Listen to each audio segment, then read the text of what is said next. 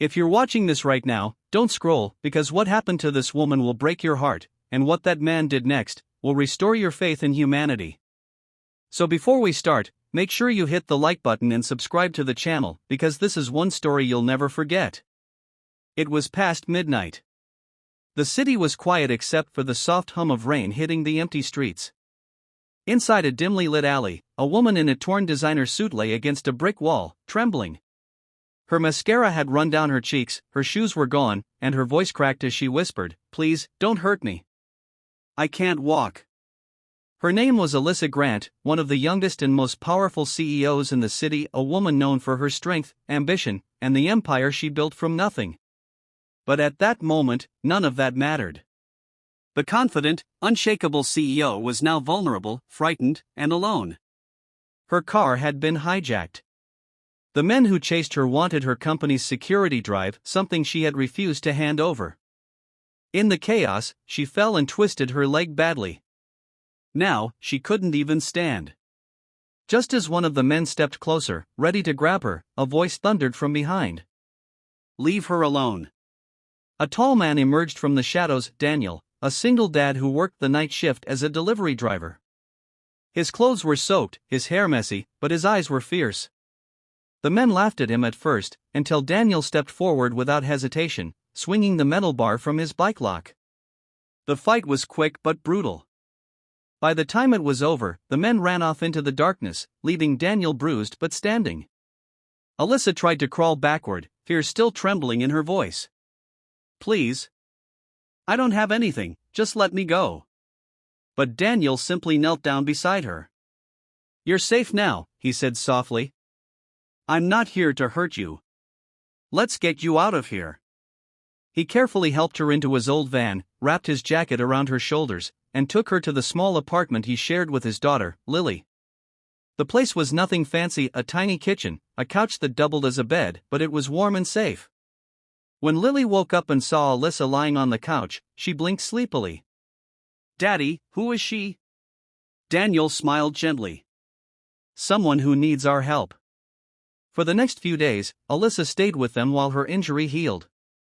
She was shocked by how kind they were, despite having so little. Lily would sit by her side, showing her drawings and singing songs, while Daniel cooked simple meals and refused to let her lift a finger. Alyssa tried to hide her identity, embarrassed by her situation. But one evening, when Daniel accidentally saw her name on her medication bottle, his eyes widened. "You're Alyssa Grant, the CEO of Grant Industries?" Alyssa sighed. "I was.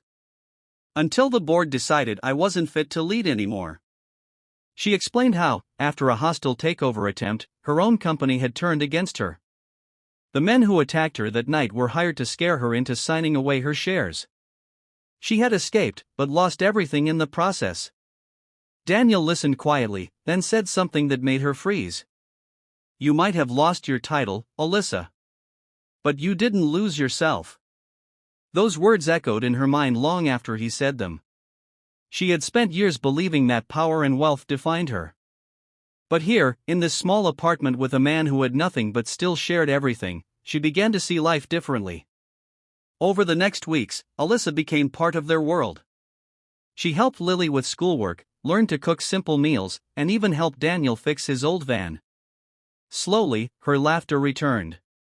Daniel noticed it one evening when she laughed so hard she cried, and he couldn't help but smile. But the peace didn't last. One morning, men in suits came to Daniel's apartment. They found her. Alyssa froze, terrified, but before they could take her, Daniel stepped in front of her again. "If you want her, you'll have to go through me." They warned him to stay out of it. But Daniel refused. His courage caught Alyssa off guard. No one had ever protected her like that before.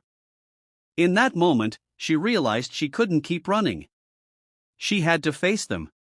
With Daniel's help, she contacted a lawyer and exposed the corruption within her company. The story went public. The men were arrested, and her board was forced to step down. When Alyssa finally returned to her office weeks later, the same employees who once whispered behind her back now looked at her with respect. But Alyssa didn't feel like the same woman anymore. She wasn't the cold, untouchable CEO people feared. She was someone who had seen kindness from a man who had no reason to help her and love from a little girl who treated her like family. One afternoon, Daniel arrived at her office to return her things. He looked awkward in his clean shirt and said quietly, "Guess this is goodbye, huh?" Alyssa smiled gently. "You saved my life, Daniel. Twice. I'm not letting you just walk away."